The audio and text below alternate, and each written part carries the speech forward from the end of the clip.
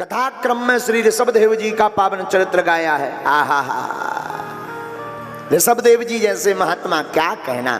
ये वही ऋषभदेव जी हैं जिनसे जैन धर्म का प्रादुर्भाव भया। ऋषभदेव जी महाराज से जैन धर्म हुआ।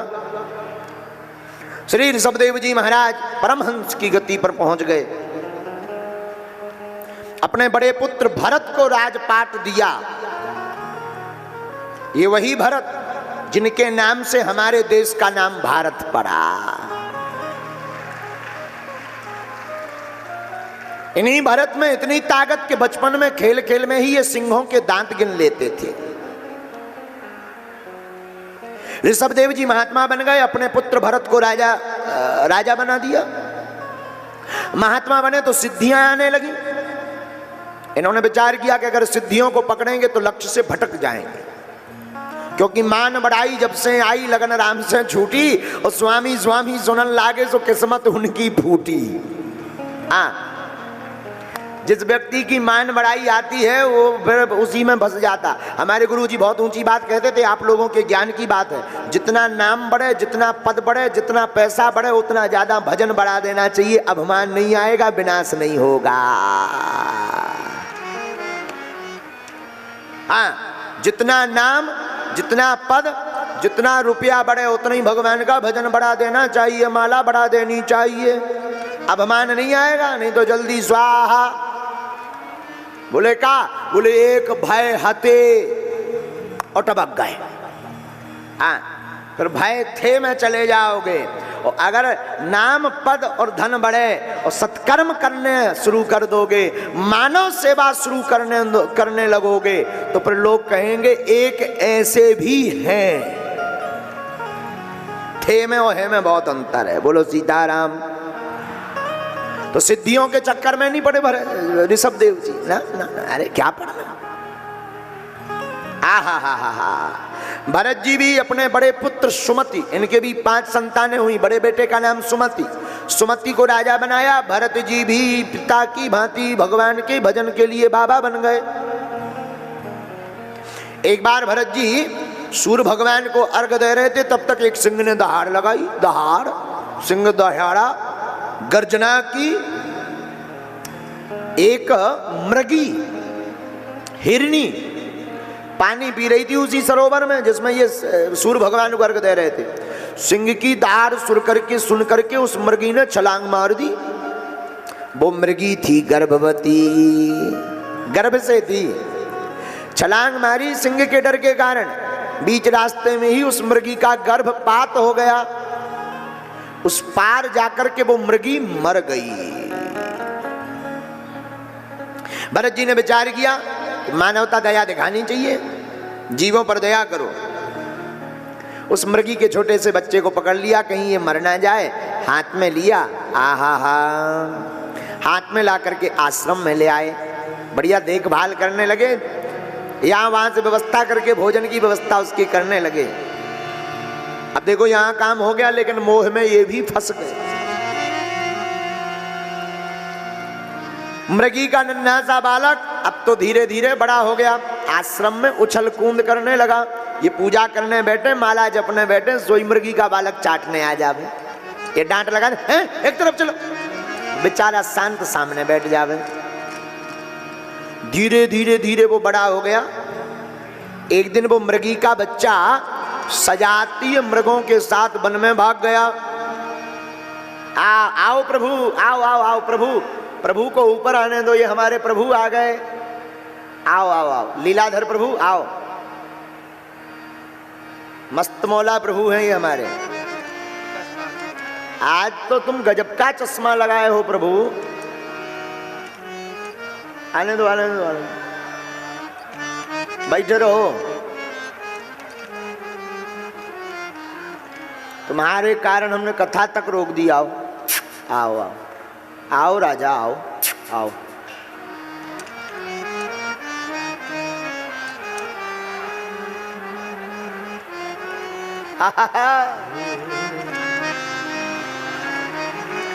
देखो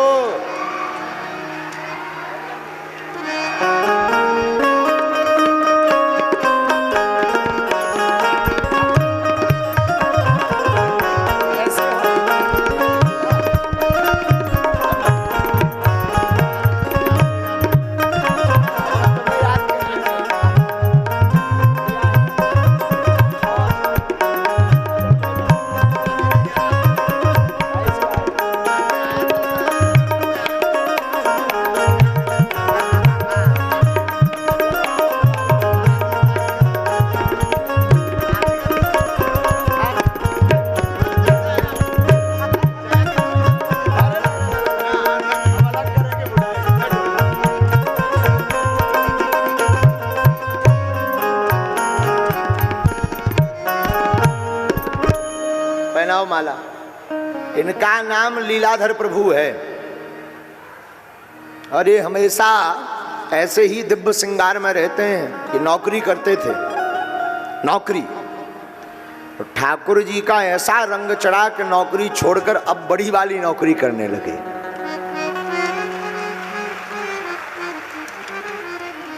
और ऐसे ही ये दिव्य श्रृंगार कर, देखो क्या गजब का चश्मा वस्मा लगाए। नौकरी में ये ठाट बाट थोड़ी होते। और प्रभु एक बात और है, बागेश्वर धाम की कथा सिर्फ तुम्हारे लिए रुकती है, बाकी नौकरी वालों के लिए नहीं रुकती है। ओ, ये गजब के लीलाधर प्रभु। मेरे गुरुवर तेरी नौकरी सबसे बढ़िया है, सबसे खरी। ओ मेरे गुरुवर तेरी नौकरी सबसे बढ़िया है, सबसे खरी। मेरी तनख्वाह भी कुछ कम नहीं, कुछ मिले ना मिले कम नहीं। मेरी तनख्वाह भी कुछ कम नहीं, कुछ कम नहीं। मेरी तनख्वाह भी कुछ कम नहीं, कुछ मिले ना मिले कम नहीं। ऐसी होगी नहीं दूसरी गुरुदेव, ऐसी होगी नहीं दूसरी। क्या? सबसे बढ़िया है, सबसे खरी। ओ मेरे गुरुवर तेरी नौकरी सबसे बढ़िया है, सबसे खरी। तो भरत जी उस मृगी के बच्चे को उठाकर ले आए आश्रम में। एक दिन वो बड़ा होकर सजातीय मृगों के साथ भाग गया। पूरे वन में भरत जी ढूंढते रहे, नहीं मिला। जब नहीं मिला, उस मृगी के शावक के वियोग में ही प्राण त्याग दिए। तो दूसरा जन्म किसका हुआ? बोले दूसरे जन्म में ये भी मृग बने। अंते यामति सागति। आप जिसका चिंतन करते करते मरोगे, आपका दूसरा जन्म भी वही होगा। लेकिन दूसरे जन्म में ध्यान रहा, इसलिए फंसे नहीं। तो जल्दी ही दूसरा जन्म पूरा हो गया। तीसरा जन्म एक ब्राह्मण के घर पे मिला, ब्राह्मण बने। बचपन से ही उल्टे। तो पिताजी ने नाम रख दिया जड़ भरत। क्या नाम रखा? जड़ भरत। आहा। पिताजी कहे बेटा सत्यनारायण बाँचो, तो ये जानते तो सीधी थे, बाँच उल्टी देते थे। पिताजी कहे गायत्री मंत्र पढ़ो, पढ़ते तो जानते तो सीधा थे, पर पढ़ उल्टा देते थे। इसलिए पिताजी ने नाम ही रख दिया, बड़ा जड़ है जा, तेरा नाम जड़ भरत है। बोले क्यों? बोले अगर सत्यनारायण में बसेंगे तो कल रामायण कहेंगे। लो पिताजी के रामायण पढ़ो, रामायण पढ़ ली तो पिताजी कहेंगे बेटा भागवत बाँचो, भागवत बाँचेंगे तो पिताजी कहेंगे ब्याह कर लो। आफत हो जाएगी, माया में फंस जाएंगे। इसलिए न रहे बीन न बजे बांसुरी, बोलो सीताराम। पढ़ाई नहीं।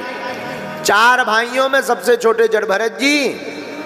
पिताजी तो चले गए जल्दी। अब भाभियां इनसे बड़ी नाराज, क्योंकि काम के ना धाम के दुश्मन अनाज के। करते धरते कुछ नहीं, दिन भर पाते हैं और सीताराम भजन करते हैं।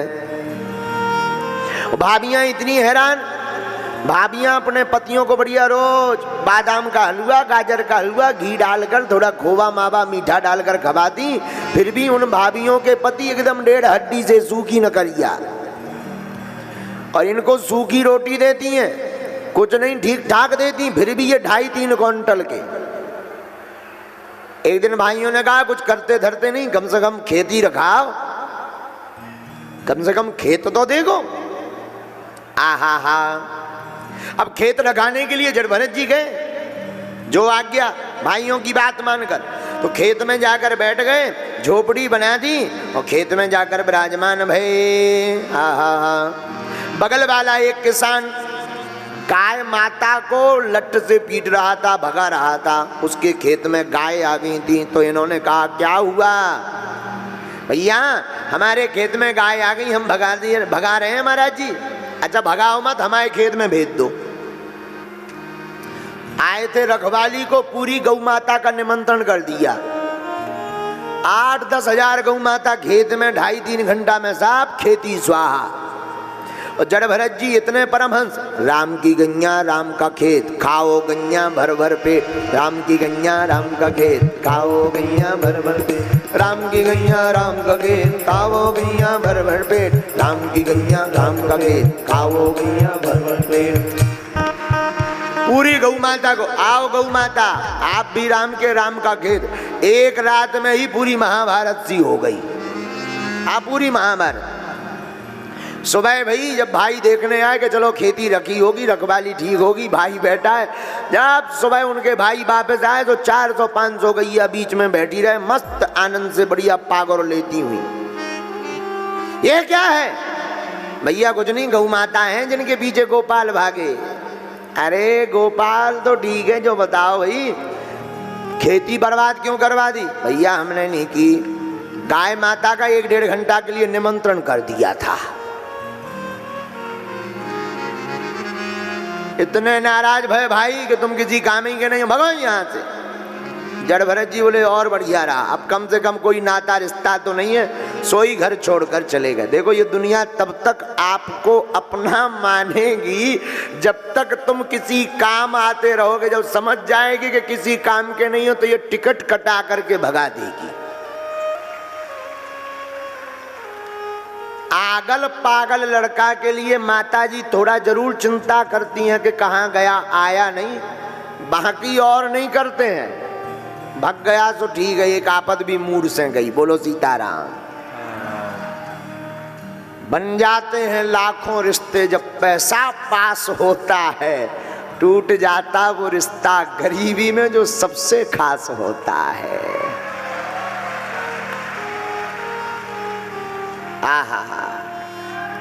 अब तो परम विवेकी श्री जड़ भरत जी महाराज पैदल चलने लगे मस्त।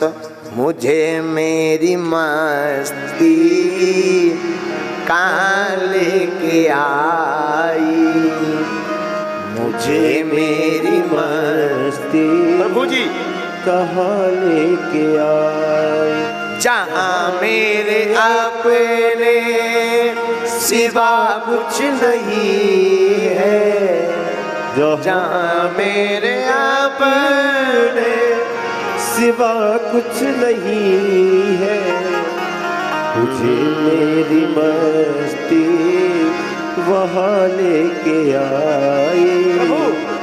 मुझे मेरी मस्ती वहाँ लेके आए। तो जड़ भरत जी महाराज मस्ती में मस्त। उसी समय एक चोरों के सरदार के कोई संतान नहीं हो रही थी, तो उसने काली माता को मन्नत की कि अगर संतान होगी तो हम एक मानव की बलि चढ़ाएंगे। भगवान की कृपा से पुत्र हो गया।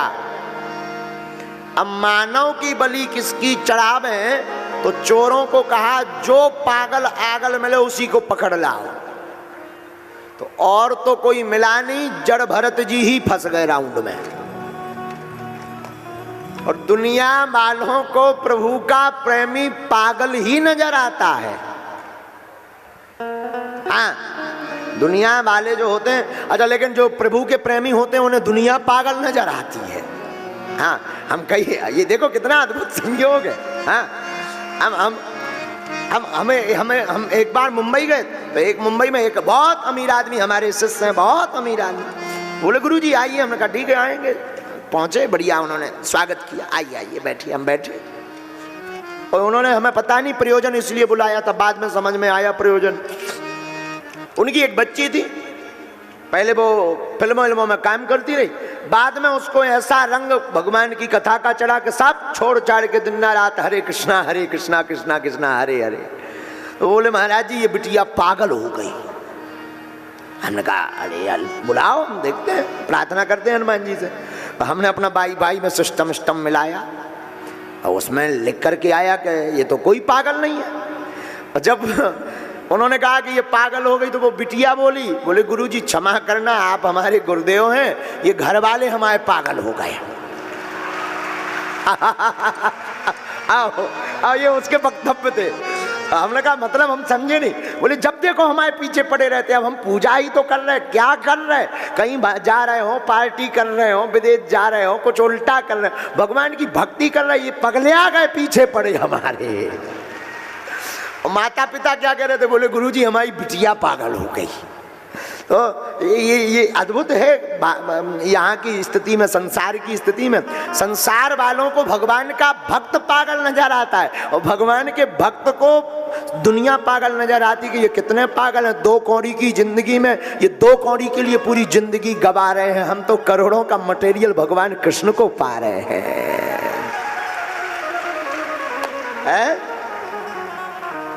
भक्त ऐसे होते हैं। जड़ भरत जी प्रायः पागल नजर दिखे पर थे नहीं, तो चोरों ने जो है जाल डाला कि चलो हमारे साथ। जड़ भरत जी बोले चलो, लिबा गए, बढ़िया चकाचक रबड़ी मालपुआ खवाया। तो जड़ भरत जी ने कहा कि बड़ा स्वागत हो रहा है, आज तक नहीं हुआ, घर में नहीं हुआ इतना तो स्वागत। और एक बात बड़ी वैदुष्य पूर्वक हम आपको निवेदन करें, भगवान के 2 मुख हैं। कितने मुख हैं? 2। कौन कौन? एक अग्नि मुख, दूसरा ब्राह्मण मुख। अग्नि मुख में होता है स्वाहा, ब्राह्मण मुख में होता है आहा। तो जब घी से लपलपाता हुआ बढ़िया चकाचक मालपुआ ब्राह्मण के मुख से होते हुए पेट में जाता है, और जब ब्राह्मण अपने उदर पर हाथ फेर कर कहते हैं आहा, तो किसी ने भगवान से पूछा कि आपको कौन सा मुख प्रिय है, स्वाहा की आहा? भगवान बोले जो आनंद आहा में है वो उतना स्वाहा में नहीं है। हाँ, ये हम नहीं कह रहे हैं, वेद कह रहा है। श्लोक पढ़िएगा, ब्राह्मणोस मुखमासीद बाहु राजन्य कृता उरु तदुद्वैस्या पदाभ्याग शूद्रो अजायता। वेद का मंत्र है। भगवान कहते हमारा एक मुख ब्राह्मण है और एक मुख अग्नि मुख है। तो जब जड़ भरत जी को चकाचक घी से लपलपाता हुआ मालपुआ पवाया, तो जड़ भरत जी बोले आहा। तो फिर धीरे से चोर बोले कुछ देर में होगा स्वाहा, क्योंकि बलि चढ़नी है तुम्हारी। बोले इसीलिए मालपुआ खवा रहे, तो बोले क्या फ्री में खवा रहे? जैसे मालपुआ तुम लपालप 20-25 सटका गए, वैसे ही गला कटना है। जड़ भरत जी ने विचार किया, चूंकि जड़ भरत जी ब्रह्म ज्ञानी, नैनम छिंदति शस्त्राणि नैनम दहति पावका न चैनम कलेद्यन्त्यापो न सोख्यति मारुतः। आत्मा को न कोई काट सकता, न मार सकता, न जला सकता, न कोई बहा सकता। माया मरी न मन मरा, मर मर जाए शरीर, आशा तृष्णा ना मरी, कह गए दास कवि।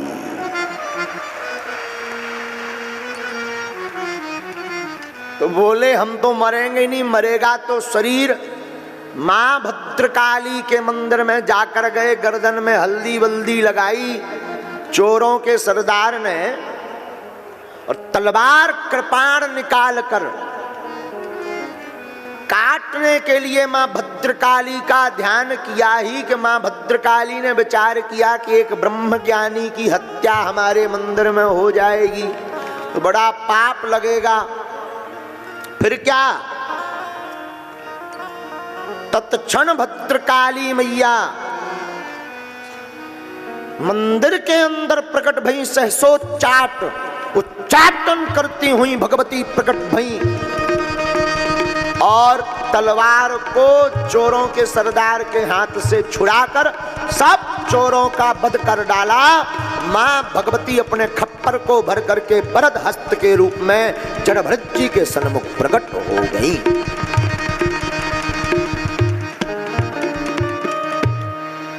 कहिए कैसे हैं? जड़भरत जी कहे मां कुपुत्रो जायते, आपकी कृपा है, बस प्रणाम किया, ब्रह्मज्ञानी संत हैं। आगे राजा रहुगण को उपदेश दिया। इस कथा का आशय भागवताकार ने क्या कहा भागवत में? एक मृगा के संग ते भरत धरी मृग दे, और तुलसी उनकी कौन गति, जो घर घर करत स्नेह है। कितनी अच्छी बात लिखी। एक मृग के संग के कारण मृग का चिंतन करते करते भरत जी मरे तो दूसरा जन्म मृग का होना पड़ा। अब तुलसीदास जी कहते भैया अब उनकी क्या गति होगी जो घर घर इलू इलू कर रहे हैं, जो घर घर प्यार कर रहे हैं, उनकी क्या गति होगी? अरे बोले उनकी गति नहीं, उनकी दुर्गति होगी। गति नहीं, दुर्गति।